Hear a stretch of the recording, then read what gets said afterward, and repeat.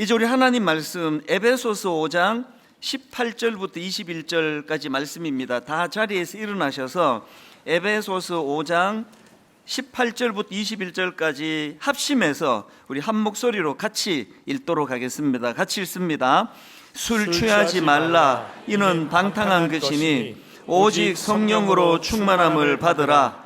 시와 찬송과 신령한 노래들로 서로 화답하며 너희의 마음으로 주께 노래하며 찬송하며 범사의 우리 주 예수 그리스도의 이름으로 항상 아버지 하나님께 감사하며 그리스도를 경외함으로 피차 복종하라. 아멘. 네, 자리에 앉아 주시기 바랍니다. 최근에 굉장히 인기를 누리던 어떤 가수가 음주운전 사고를 내면서 구속되는 일이 있었습니다. 차가 중앙선을 넘어서 반대편 택시와 충돌을 했는데 이 음주운전 자체도 큰 잘못이지만 그 사고 이후에 이걸 수습하는 과정이 너무 아쉬웠습니다. 제가 가만히 그 내용을 보니까요, 이 자기를 위한다고 하는 그 수습이 자기를 위하는 게 아니더라고요. 그게 점점 이제 수습을 하면 할수록 자기 인생을 막 미궁으로 몰고 가는 것 같은 그런 느낌을 제가 받았습니다. 예를 들면은 이제 음주운전 사고가 났단 말이죠. 그러면 바로 그 반대편 택시 그 기사분에게 참 너무나 죄송하다고, 그리고 이 모든 그 책임은 제가 다 지겠다고, 그리고는 보험회사 불러서 처리를 했으면, 제가 알기로는요, 그 음주운전이라 하더라도 이게 인사사고가 아니고 그냥 그 차랑 부딪힌 거면 이게 구속까지 되는 사안은 아니라고 저는 알고 있는데요. 이분이 계속 자기를 위한다고 하는 게 그게 점점 그 수렁으로 그렇게 몰고 가듯이 그래서 구속이 되는데, 이게 저는 참 많은 생각을 하게 되더라고요. 우리가 이 성경을 가지고 묵상을 하지 않습니까? 깊이 묵상하고 주님 더 가까이 또 나아가는 도구가 된다면 우리의 일상생활, 신문의 기사, 이 전부 다 우리의 묵상 도구예요. 저는 그 가수의 그 과정을 쭉 보면서 이거를 이제 저에게 적용도 하고 돌아보고 반면 교사로 삼았는데요. 저야 이제 술을 안 마시니까 음주운전은 전혀 저랑 상관이 없지만, 그럼에도 그 사건을 통해서 저한테도 교훈이 굉장히 많은 걸 경험할 수 있었습니다. 이 가수도 나중에 참 가슴 아픈 고백을 했더라고요. 이번 사건을 통해 죄가 죄를 부르고 거짓말이 더 큰 거짓말을 낳는다는 사실을 깨닫게 되었다. 이분은 이미 엎질러진 물이지만 저는 아직 기회가 있으니까 맞다, 사람이 때로 실수할 수도 있지만 그 과정에서 더 정직하고 있는 그대로 정리하는 그게 날 위하는 길이라는 게 맞구나. 그러면서 제가 이거를 교훈으로 그렇게 삼았단 말이죠. 그리고는 이 사건을 제가 묵상하다가 생각을 해보니까요, 그럼 이 가수분은 어떻게 수습하는 것마다 자기 인생에 도움이 안 되는 그런 그 수렁으로 빠져가는 수습을 했을까? 제가 생각해 보니까 답이 딱 나오더라고요. 너무 가진 게 많고 지금 인기 절정이다 보니까 공연 한번 하면은 막 어마어마한 돈을 받는데, 그 공연이 대형 공연이 줄줄이 지금 잡혀 있으니까 그것들이 당연히 너무 당황스러웠겠죠. 그랬을 때 이분에게 참 가슴 아픈 없는 게 하나 있었는데요, 그럴 때 중심을 잡아주는 어른이 없었던 거예요. 만약에 이분에게 좋은 스승이 계시고 좋은 멘토가 계셨다고 한다면 막 야단을 치고 너 정신 차려라, 뭐하는 짓이냐, 어떻게 이렇게 생각이 없냐, 꾸짖어 주는 분이 없었다는 거죠. 여러분 돌아보세요. 여러분에게 그런 분이 계십니까? 옥하는 목사님이, 저의 스승님이 돌아가시고 나서 저에게 지적해 줄 분이 안 계세요. 그래서 억지로 마음으로 설교할 때 요 뒤에 옥 목사님 서 계시는 것처럼, 아닌데 서 계시는 것처럼. 그래서 제가 이제 이 사건을 쭉 지켜보면서 계속 제 마음에 머무는 성경 구절이 하나 있었습니다. 요즘에 이 구절을 많이 묵상하는데요, 그게 에베소서 5장 18절입니다. 술 취하지 말라. 이는 방탕한 것이니 오직 성령으로 충만함을 받으라. 아니 그분이 그 술 먹고 음주운전해서 이 구절을 떠올리는 게 아니라 저는 뒷부분에 있는 이 말씀이요, 오직 성령으로 충만함을 받으라. 이 말씀이 그 가수의 그 사건하고 어떤 연관이 있는지를 설명을 드릴게요. 예수님께서 성령님이 하시는 일을 딱 이렇게 별명 하나를 지으셔서 설명한 구절이 나오는데요, 그 요한복음 14장 16절입니다. 내가 아버지께 구하겠으니 그가 또 다른 보혜사를 너희에게 주사 영원토록 너희와 함께 있게 하리니. 지금 예수님은 성령님을 보혜사라는 별명으로 부르세요. 이 보혜사는 이게 원어로 직역을 하면은 곁에 있으면서 도와주는 자, 이게 직역하는 보혜사예요. 곁에 있으면서 도와주는 자. 지금 예수님은 성령님이 하시는 일을 이 보혜사라는 별명으로 담고 계시거든요. 제가 왜 그 가수가 코치가 없나? 어떻게 수습한다는 것마다 인생을 저렇게 수렁으로 몰고 가지? 이 생각이 들었을 때 이 구절이 왜 떠오르는지 아시죠? 예수 믿는 우리에게는 가이드가 계세요. 곁에 계시면서 도와주시는 보혜사, 그분이 계세요. 여러분이 참 가슴 아프게도 저처럼 스승님이 돌아가시고 여러분에게 누군가 조언해주고 야단쳐주고 그런 분이 안 계시다면 걱정하지 마세요. 보혜사가 계세요. 그래서 저는 이제 나이가 들어가고 또 담임 목사가 되니까 막 면전에다 대고 야단치고 이런 분들이 당연히 이제 뭐 없으시죠. 그러나 제 삶의 중심을 잡도록, 그래서 제가 그 가수의 그 참 어리석은 모습을 보면서 제가 이 구절이 자꾸 떠오르는 거예요. 오직 성령으로 충만함을 받으라. 그래서 제가 목회하다가 좀 어려운 일이 생기고 답답하고 난감하면 저는 이제 SOS를 치는 거죠. 성령님, 저는 우둔합니다. 저에게 지혜를 주시기 원합니다. 그리고 이제 저한테 무슨 좀 이제 이메일이 좀 난해한 메일이 오잖아요. 그러면 바로 답 안 써요. 거의 바로 답 쓰면 실수해요. 제가 우둔하기 때문에. 그거를 적어도 한나절 이상, 많을 때는 한 이틀, 3일, 물론 이제 메일이 많이 오니까 바로 답을 못 쓰는 경우도 있지만 지혜를 구하는 거죠. 그리고 이제 저한테 어떤 문제를 제기하는 이런 글을 받으면요, 어떨 때 화가 나요. 아니 뭐 이게 뭐 이런 오해를 하나? 그래서 막 쓰고 싶어요. 그때 절대 쓰면 안 되는 거죠. 100% 그게 실수가 되거든요. 그래서 이제 시간을 가지고 성령님께 지혜를 구하고, 그런가 하면은 여러분 아침에 출근하실 때 우리나라만큼 기도하기 좋은 나라가 어디 있습니까?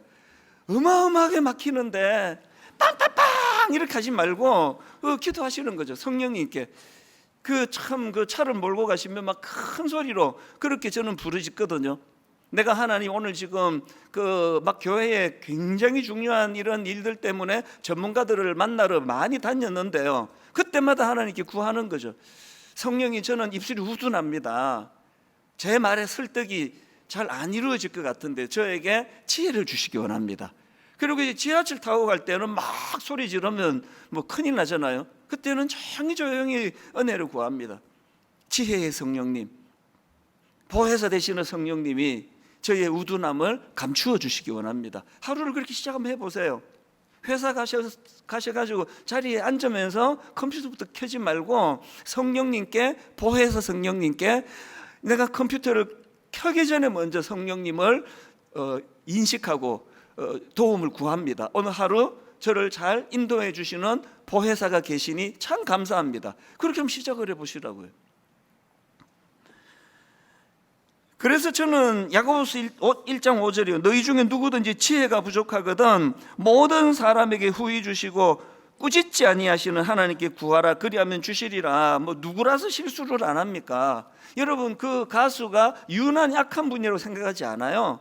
막 상황에 당황이 되고 이제 막 눈에 막 이제 막 여러 가지 어려운 일이 닥칠 거 상상하니까 너무 이제 마음이 급하니까 그렇게 된 거 아니냐고요. 그럴 때 성령님을 구하는 거죠. 보혜사 성령님, 제가 잘못했습니다. 제가 정말 이 일이 잘 정리가 될 수 있도록 도와주시면 다시는 제가 그런 어리석은 짓 하지 않겠습니다. 그렇게 성령님께 의뢰하지 않은 게 참 이분에게 제가 마음이 아픈 거라고 생각합니다. 그래서 이 에베소서 5장 18절 자꾸 묵상하시면 좋겠습니다. 술 취하지 말라. 이는 방탕한 것이니 오직 성령으로 충만함을 받으라. 근데 여러분, 여기 나오는 오직 성령으로 충만함을 받으라는 이 번역은요, 잘된 번역이 아니에요. 이게 이 뉘앙스적으로 잘못 읽으면 성령 받아라. 그래서 이게 성령님을 인격제로 채로 인정해 드리질 않고 그 무슨 수단, 도구로 생각하기 쉬워요. 그래서 예전에 70년대, 80년대 부흥회 같은 데 가보면은 제가 이제 중고등학생 때고 어릴 때도 굉장히 거부감이 가는 기억이 있거든요. 그 이상하게 그 당시로 부흥사님들은 거의 다 홀리 보이스라고 다 목이 다 쉬어 계세요. 그리고는 이제 막 열받으면 막 이렇게 선포합니다.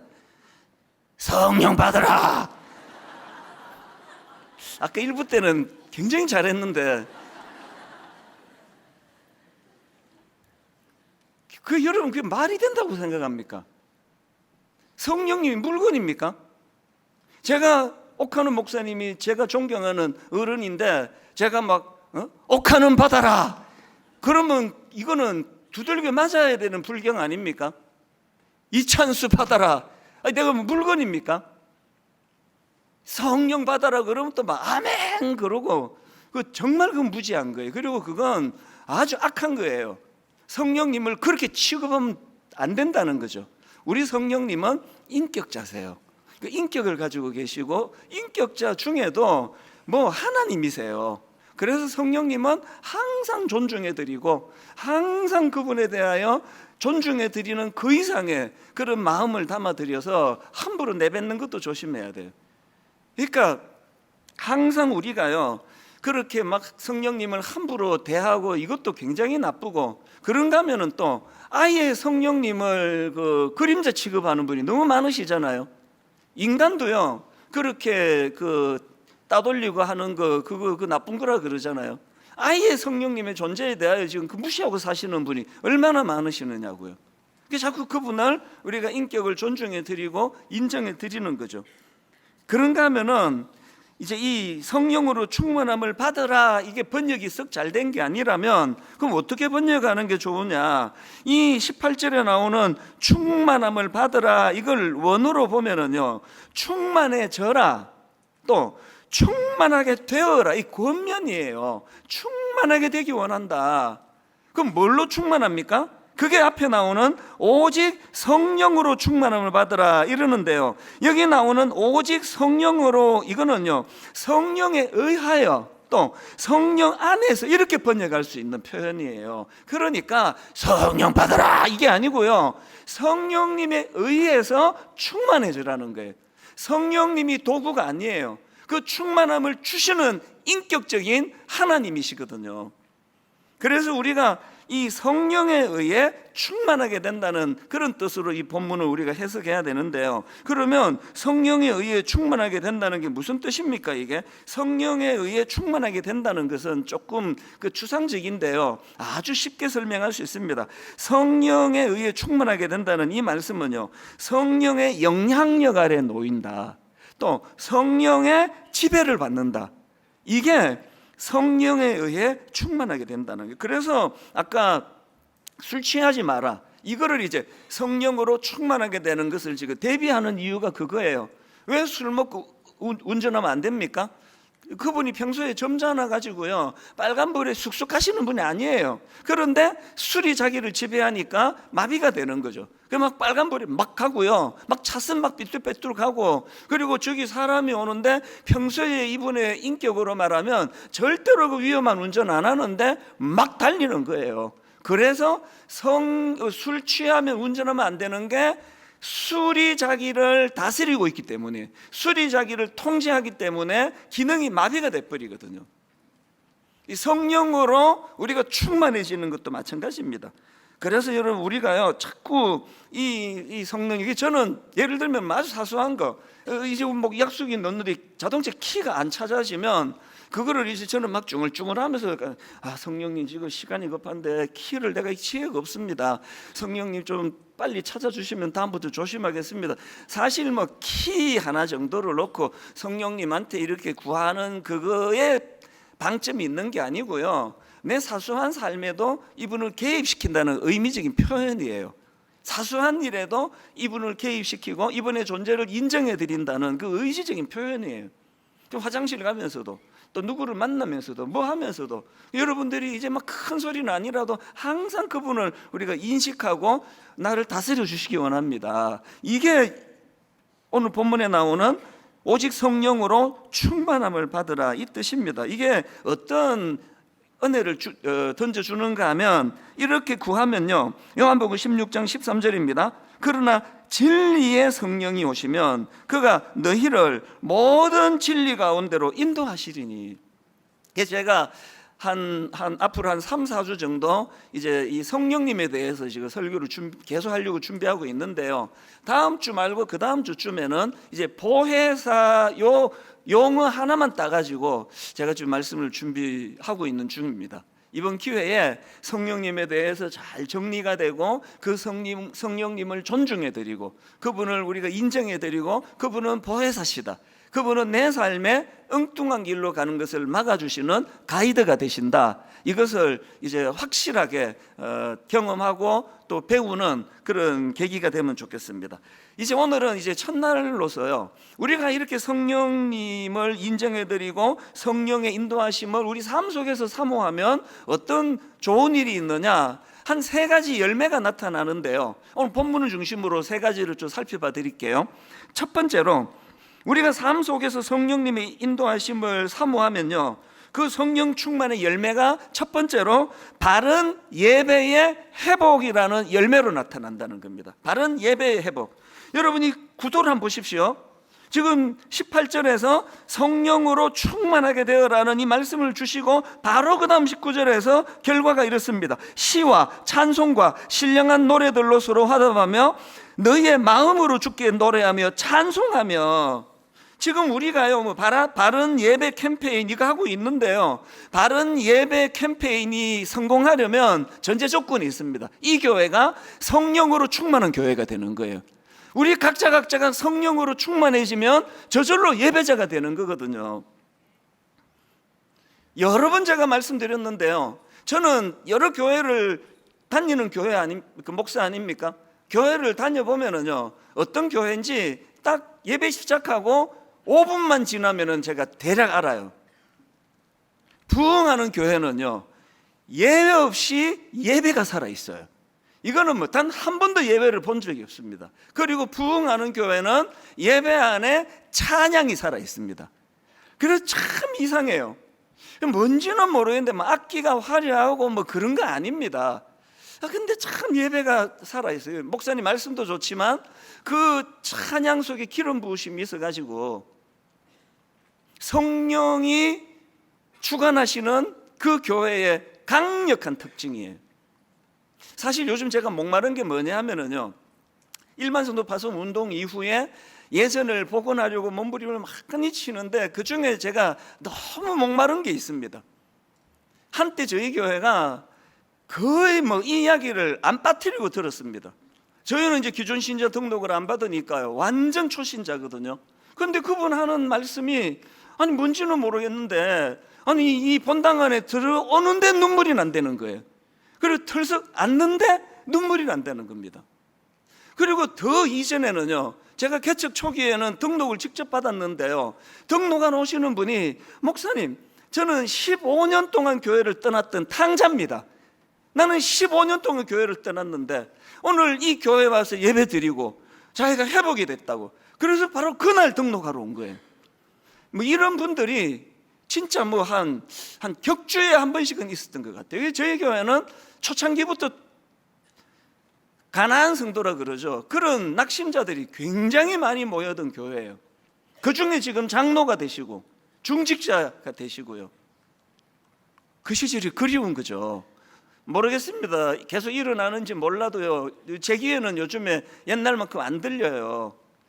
이게 딱 앉는데 그렇게 눈물이 난다. 왜 그런지 아십니까? 그 자리가요, 그 성령을 사모하는 그 많은 성도님들이 눈물로 예배를 드리던 자리거든요.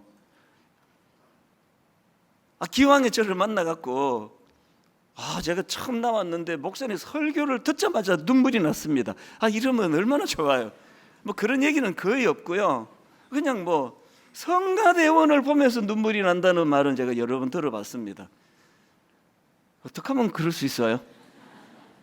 성령이 운행하시는 거죠. 그런데 여러분, 이런 현상은요, 어린 중학생, 고등학생들에게도 일어납니다.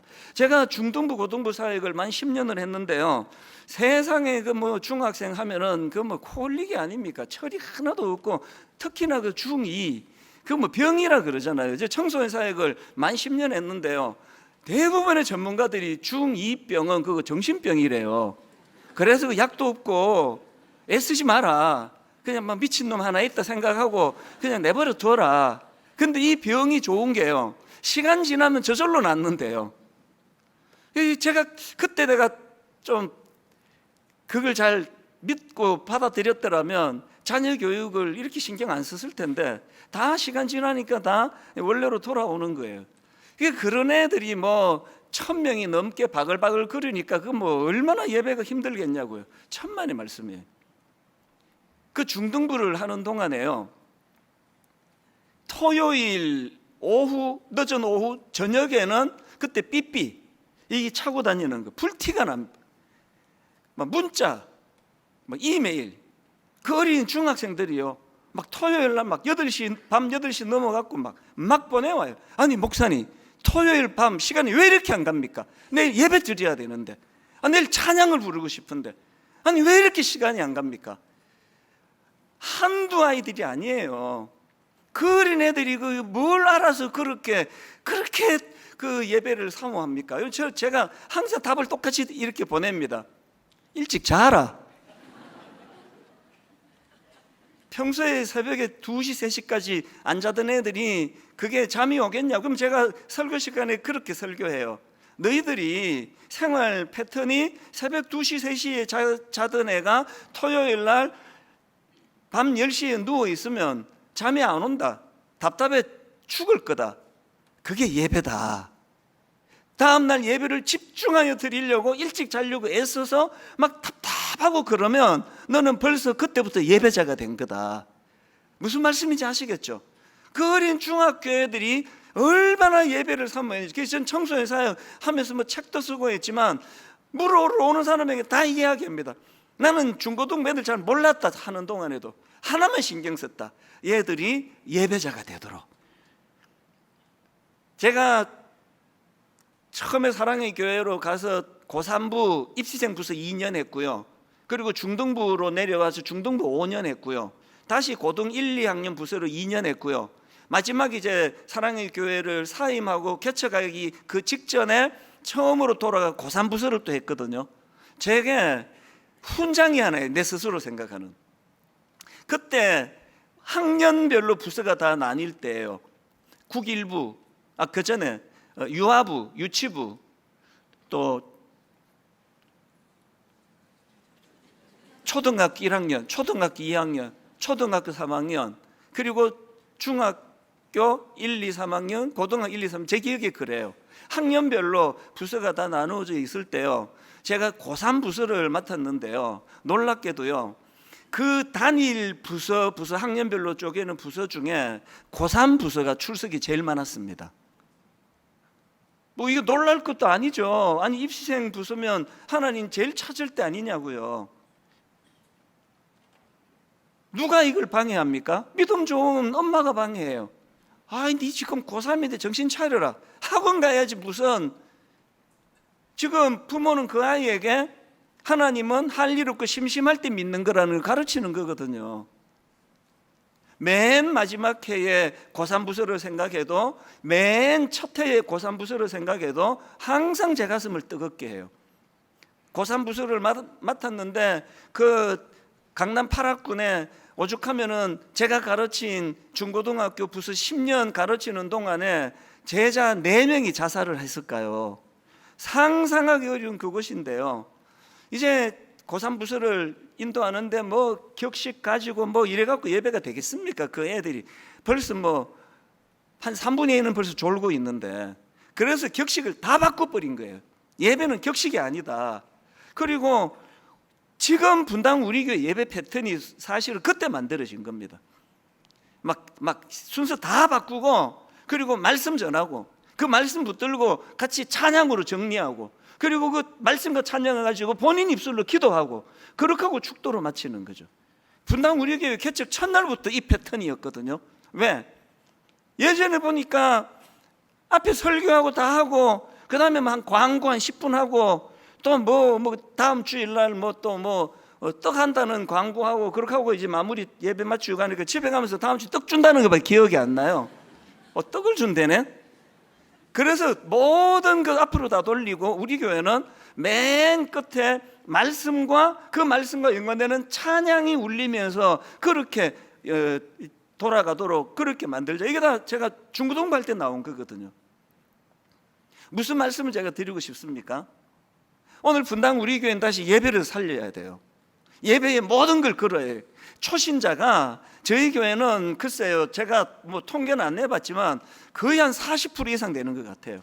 생전에 이제 교회라는 데를 나와본 적이 없는 분들에게 일일이 어떻게 교육합니까? 예배를 통하여 성령의 역사가 일어남을 경험하는 초신자 많이 일어나기를 바랍니다. 성령의 역사가 예배 가운데 일어나고, 이게 선순환이에요. 그래서 성령을 경험하면 보혜사 되시는 성령님은 우리를 하여금 예배자의 자리로 인도해 주세요.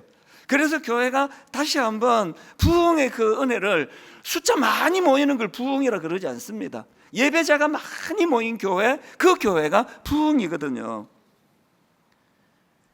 예배드리기 캠페인 뭐 복잡한 거 없습니다. 성령의 새바람이 불어와야 돼요. 그래서 제가 한 4주 동안 성령님에 대해서 기초부터 우리가 다시 점검해서, 그래서 우리 모두가 다, 사실 저는요, 본당에 들어오시려고 이 더운데 막 바깥에 막 뭐 한 40분 50분 요즘 1시간씩 막 줄을 선다 그래서 어떨 때는 말리고 싶어요. 안 그러셔도 된다고, 어디서나 무소부지하신 하나님 은혜 주실 거라고 그러는데 절대 제가 안 말리는 이유가 있습니다. 왜? 예배에 그런 정성을 들이시는 그 모습이 너무 아름답기 때문에 그래요. 그게 마음을 담는 거거든요. 분당 우리 교회가 다시 한번 예배가 부흥하는 교회가 되기를 원합니다. 그러기 위하여 성령 충만한 교회, 늘 보혜사 되시는 성령님을 인정해드리고 그분과 함께 동행하는 믿음의 성도들이 많이 모인 교회가 되기를 바랍니다. 두 번째로요, 성령 충만의 열매가 하나 더 있는데요, 아까 예배 회복은 이게 하나님과의 관계 회복의 문제라면, 두 번째는 인간 간의 관계입니다. 바른 관계의 회복이 일어납니다. 자, 19절을 한번 보십시오. 시와 찬송과 신령한 노래들로 서로 화답하며 너희의 마음으로 주께 노래하며 찬송하며, 또 21절 그리스도를 경외함으로 피차 복종하라. 이 장면을 상상만 해도 아름답지 않습니까? 그런가 하면은 빌립보 2장 3절 아무 일에든지 다툼이나 허용을 하지 말고 오직 겸손한 마음으로 어떻게 합니까? 각각 자기보다 남을 낮게 여기고. 여러분, 우리 이 죄성을 가진 인간은요, 항상 자기를 더 높은 위치에다 두고 자기를 남보다 나은 자리에 올라가기 때문에, 여러분, 우리 모든 사람들이 가지고 있는 본능은요, 상대방을 눈 아래로 깔고 보기를 원해요. 아이고 뭐 집까짓게 뭐 나보다 뭐 경력이 높으면 뭐 얼마나 잘났어, 뭐 집까짓게 뭐 똑똑하다 그러는데, 아이고 뭐, 이게 인간의 본능이에요. 누구라도 우리는 사람을 깔고 보기를 원하는 본능을 갖고 있는데, 성령이 내 안에 충만하게 역사하면 그 상대방을 높여주는 거죠. 그분이 초신자라 할지라도 순장님은 함부로 대하지 않습니다. 그분이 좀 다소 인격적으로 어려움이 있다 할지라도, 그래도 나보다 나은 점이 많은 분이야. 이게 성령이 하시는 역사예요.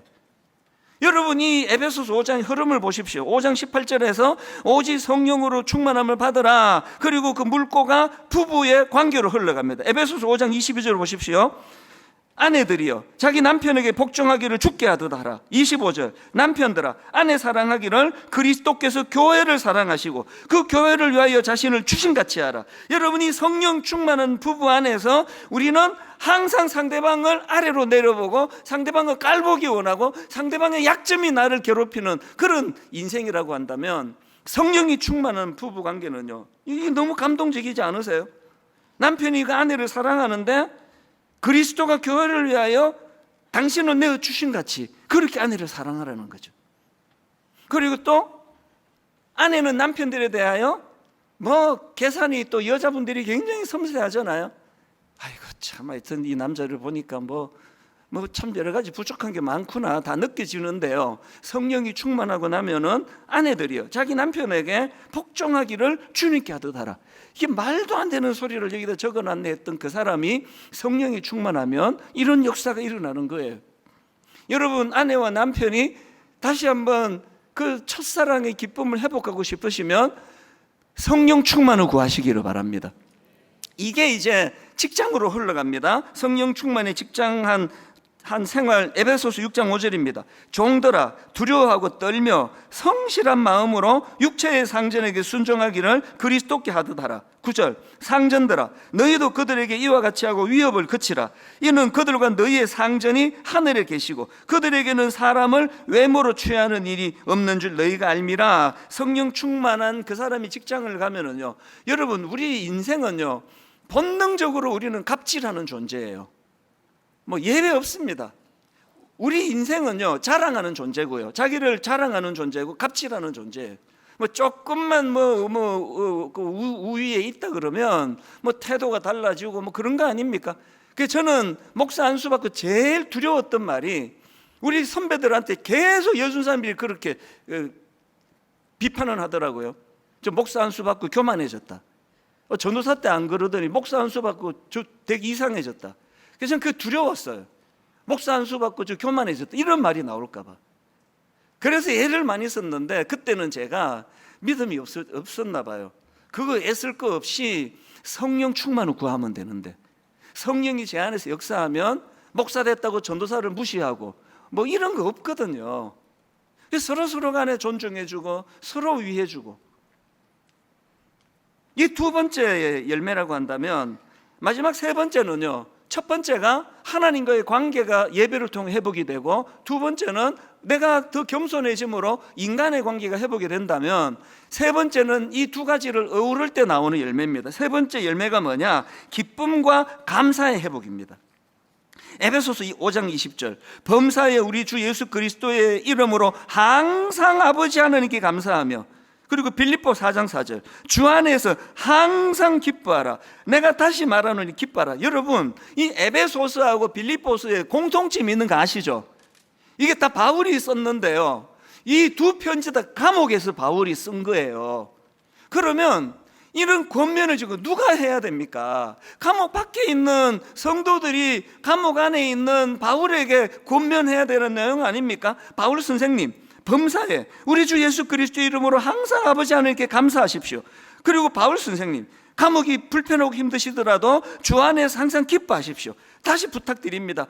힘들어하지 마시고 기뻐하십시오. 이게 밖에 있는 사람이 써야 되는데, 감옥에 있는 바울이 지금 감옥 바깥에 있는 성도들을 향하여 권면하는 말씀이라는 거죠.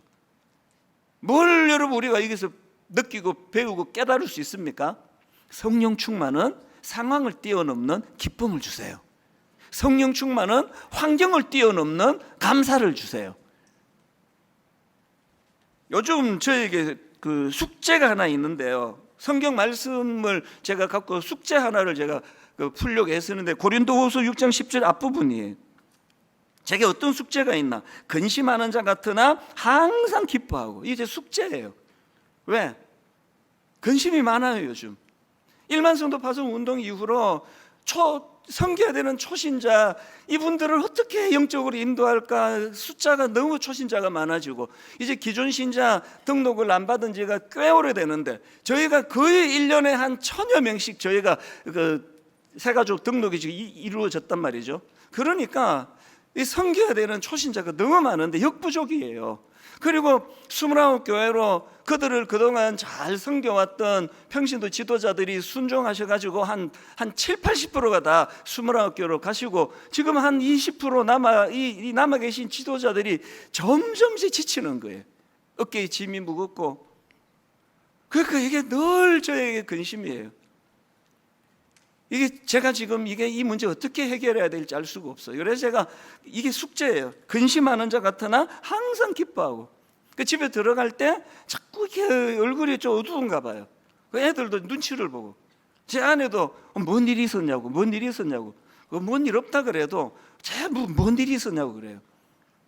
그래서 이게 숙제예요.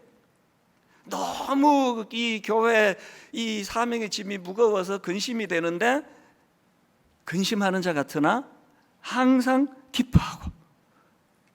제가 이거 갖고 여러분 우는 소리 못하는 게요, 여기 지금 이 자리에 우리 가장들 참 가정을 지켜내기 위하여 직장에서 힘들게 사시는 분, 이 정도 수고 안 하고 여기 지금 그 월급 받고 사시는 분이 누가 계시냐고요. 여기 계시는 지금 그 아이들을 지도하는 우리 어머니들이요, 이 어려운 시대에, 상상하기 어려운 시대에 자녀를 기른다는 것 자체가 고통 아닙니까? 모두가 다 어려운 게 인생이고 모두가 다 근심하는 게 인생인데 저하고 같이 이 숙제를 풀어나가자고요. 우리의 아이덴티티가 뭐라고요? 근심하는 자 같으나 항상 기뻐하고, 가난한 자 같으나 많은 사람을 부유하게 하고, 아무것도 없는 자 같으나 모든 것을 가진 자로다. 이런 놀라운 일들이 언제 일어나느냐? 보혜사 되시는 성령님이 내한테 일하실 때예요. 그래도 제가 지난주에 말씀드렸잖아요. 어떨 때는 우울증 약을 집사님이 주셔가지고 이거를 이렇게 세 종류를 받아놓고 요거 잠이 안 오는데 이거 하나를 먹으면, 또 가운데 거 먹으면, 그 다음에 강력한 거 먹으면, 그러는데 그 유혹을 지금까지 단 한 번도 저는 거기에 꺾인 적 없이 한 알도 먹어본 적이 없다 그랬잖아요. 계속 성령이 은혜를 구하고 견디면서 오는 거예요. 제가 견딜 테니까 오늘 너무너무 힘든 가정에, 직장에, 건강에 어려움을 당하는 성도님들 힘내시기를 바랍니다. 제가 견디면서 성령님께 기도할 테니까요, 여러분도 그렇게 힘내시기를 바랍니다. 결론을 이렇게 맺습니다. 성령님이 하시는 가장 소중한 일은 우리를 십자가 앞으로 인도하시는 사역이에요. 그래서 십자가가 믿어지고 십자가가 능력인 걸 경험하게 되고, 그 십자가의 힘으로 너무너무 무거운 인생의 짐을 커다니 짚고도 남는 튼튼한 어깨를 십자가를 통해 제공받는다는 사실을 삶 속에서 경험하고 누리는 믿음의 성도님들 되시기 바랍니다. 같이 기도하시겠습니다. 하나님 아버지, 우리 모두는 참 인생의 짐이 무겁습니다. 하나님, 오늘 이 시대에 아버지 노릇, 남편 노릇, 가장이 된다는 것, 그리고 밖에서 일어나는 일들을 아이들에게 다 나눌 수가 없어서 그래서 마음에 병이 들어가는 가장들이 참 많습니다. 하나님, 이 땅의 어머니들이 또 남편을 섬기고 자녀를 돌보는 이 일이 너무나 불안하고 두렵고 상상하기 어려운 이 약한 시대를 저 자녀들 어떻게 기를까 근심이 많습니다. 성령님, 보혜사 성령님 의지합니다. 우리 삶 속에 무거운 짐이 우리를 누르는 건 사실이지만, 그런데 하나님, 성령님으로 인하여 이렇게 고백하기 원합니다. 근심하는 자 같으나 항상 기뻐하고 우리 삶 속에 이 은혜가 임하도록 함께하여 주시옵소서. 성찬 예식을 거행하려고 하오니 성령님, 바로 이 시간 우리를 십자가 앞으로 인도하여 주시옵소서. 감사드리옵고 예수님 이름으로 기도드립니다. 아멘. 이 성찬식은 예수님이 직접 명하신 예식이고요, 그런가 하면 이 성찬의 핵심은 연합입니다. 예수 그리스도의 죽으심을 통한 그리스도와의 연합, 그분이 나를 다스리고 나는 그분 안에 거하고, 그런가 하면 성도 간의 교통이에요. 공동체적으로 하나님 용서가 일어나기 원하고, 다락방 안에 회복이 일어나기 원하고, 부부 간에 하나님 성령 충만한 아내와 남편의 역사가 우리 가정에 일어나기를 원합니다. 자녀들하고 대화가 잘 안 됩니다. 성령님, 이 우둔한 아버지의 입술을 불쌍히 주시기 원합니다. 이 십자가 앞에서 오늘 은혜가 체험되어지는 성찬식 되기를 원합니다.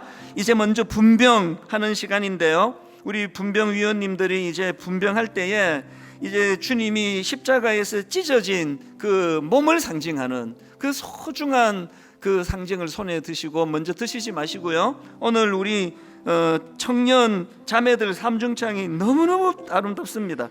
우리 김기리 자매, 안다영 자매, 이하윤 자매, 우리 세 자매의 찬양을 이제 묵상의 재료로 그렇게 삼으시면서 이제 분병하도록 하겠습니다.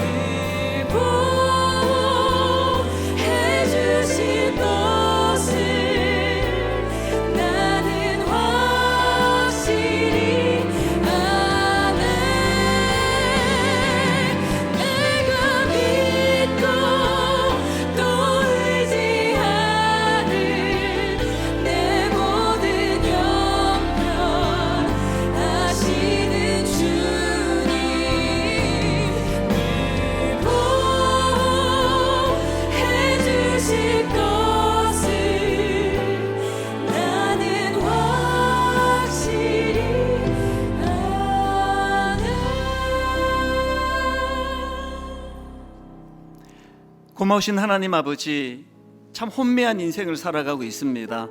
한 번도 걸어가 보지 못한 미지의 세계를 저희들이 살아가면서 찾아오는 것은 두려움입니다. 우리 어린 자녀들과 젊은 청년들도 두렵고, 오래 인생을 살았다는 기성세대도 두려운 건 마찬가지입니다. 그럴 때 하나님, 우리를 십자가 앞으로 인도해 주시는 보혜사 성령님이 계심이 참 감사합니다. 오늘 이 성찬 예식을 저희들이 진행하면서 우리를 십자가 앞으로 인도해 주시는 성령님께 감사하며, 오 하나님, 우리에게 새 생명 주신 그 십자가 은혜에 감격하며 다시 한번 회복하고 힘을 얻는 은혜의 시간 되게 하여 주시옵소서.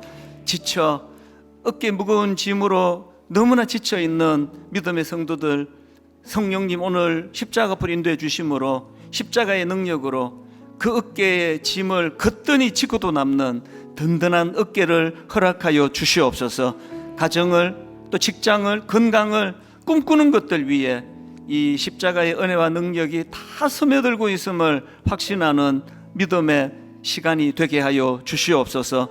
감사드리옵고 예수님 이름으로 기도드립니다. 아멘. 우리 주님이 십자가에서 몸이 찢겨지신 것처럼 반으로 나누어서 그렇게 드시겠습니다.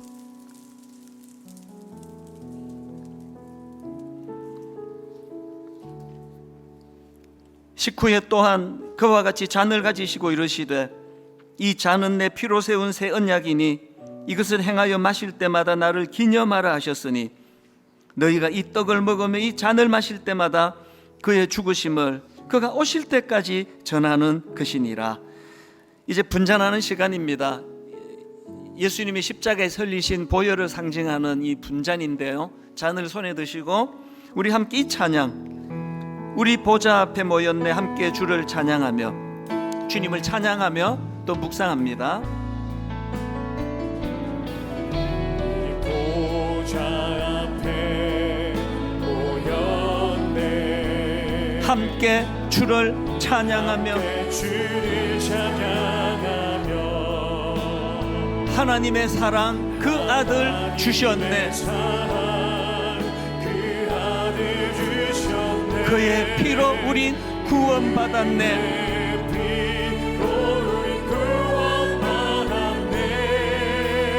십자가에서 쏟으신 그 사랑, 강같이 온 땅에 흘러 각 나라와 족속 백성 방언에서 구원받고 주 경배 드리네. 구원하심이 보좌에 앉으신 우리 하나님과 어린 양께 있도다. 어린 양께 있도 구원하심이 보좌에 앉으신 우리 하나님과 어린 양께 있도다. 우리 보좌 앞에 모였네. 우리가 왜 모였습니까? 함께 주를 찬양하며. 우리가 왜 주님을 찬양합니까? 하나님의 사랑 그 아들 주셨네. 그의 피로 우린 구원받았네.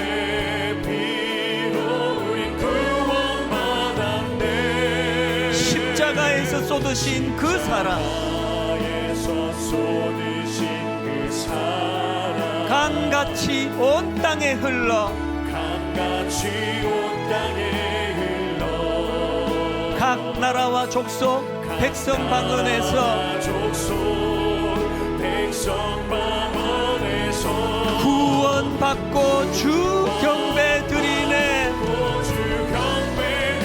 우리 온 마음을 다하여 온 정성을 다하여 구원하심이 보좌에 앉으신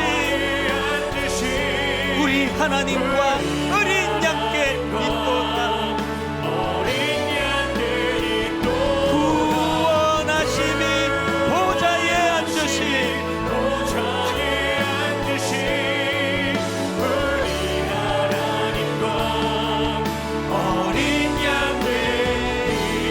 주님을 찬양하오니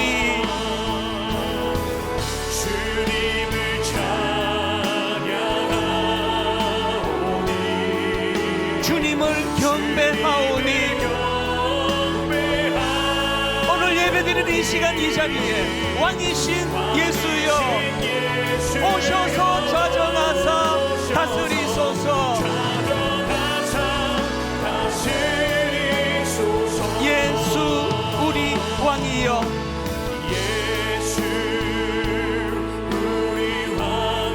그분의 통치권 이곳에 오셔서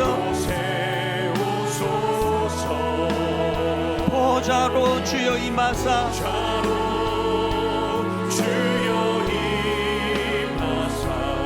찬양을 받아주소서.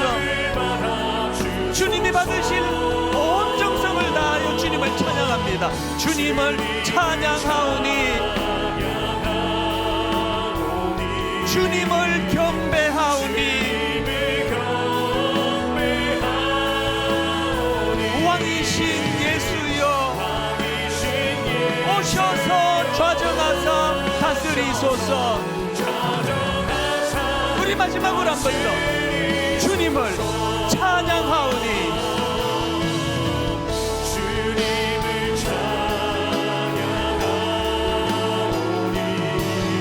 주님을 경배하오니 왕이신 예수여 오셔서 좌정하사 다스리소서.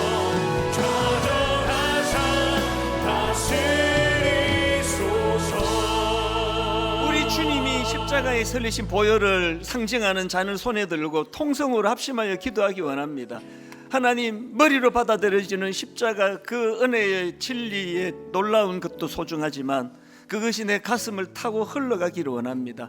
그것이 내 손으로 발로 나아가 내 삶이 내 인생이 변화가 되는 역동적인 은혜가 있기를 원합니다.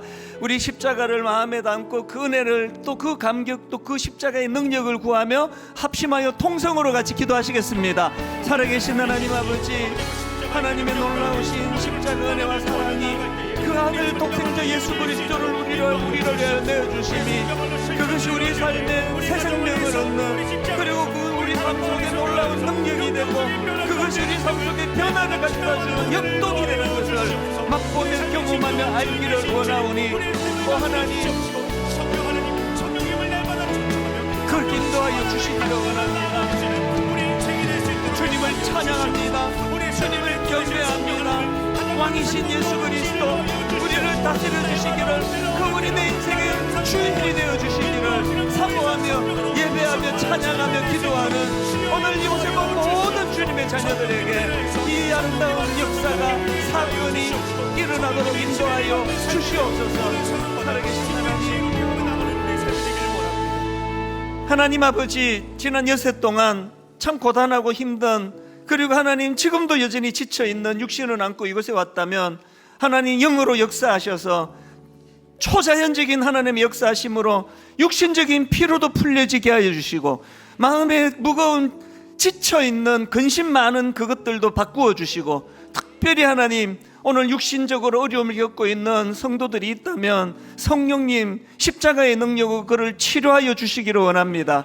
오늘 예배 가운데 개입하시는 주님을 마음으로 모시고 그분이 내 왕이 되시며 그분이 나의 통치자가 되시며 그래서 하나님 어려운 일을 만나고 참 놀랍고 당황스러운 일이 있을 때 그것을 수습하는 것마다 그것이 내 인생을 수렁으로 몰고 가는 것이 아니라 그럴 때 보혜사 되시는 성령님을 의지하며 그 성령님은 우리를 십자가 앞으로 인도해 주심으로 잘 정리하고 잘 처리하고 그런 어려운 일이 오히려 우리를 더 성장하게 만드는 도구가 됨을 맛보는 지혜로운 믿음의 성도님들 되게 하여 주시옵소서.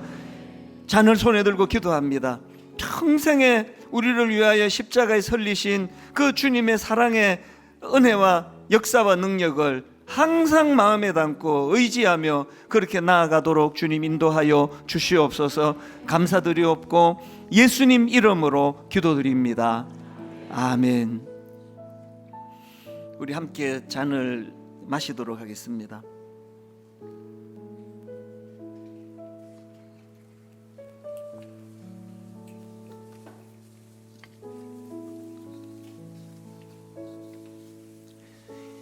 이 잔은 오른편으로 좀 전달해 주시고요. 그 봉투에다가 잔을 좀 담아 주시면은 봉사하시는 분들에게 도움이 되겠습니다.